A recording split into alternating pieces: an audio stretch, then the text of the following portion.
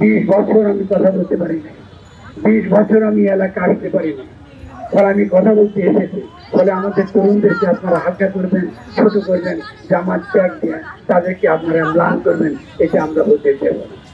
আপনি যদি তাদের আদর্শগত কোনো ক্ষেত্রে আপনার আপত্তি থাকে বলুন, কারণ আপনি 71 বহু আগে চলে গেছে, 72 সাল বহু আগে চলে গেছে, কারণ আমার বয়সী না, আমরা লড়াই করেছি তখন।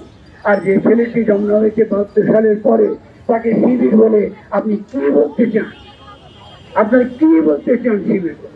এগুলো আমরা শুনতে রাজি নই। বলে আমাদের গণমাধ্যম ভাইদের আমরা বলছি, আপনারা দয়া করে নিজেরা স্বাধীন থাকবেন এবং এটাকে প্রতিরোধ করবেন।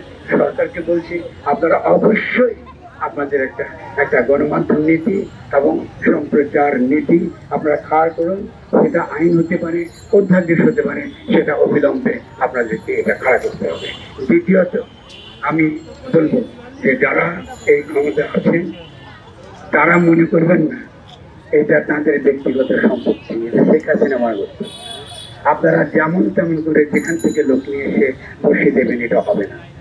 আপনাদেরকে সেই ক্ষেত্রে যারা যারা অভিজ্ঞ মানুষ তাদের সঙ্গে পরামর্শ করেন, হয়তো আপনার সিদ্ধান্তটা সঠিক হবে।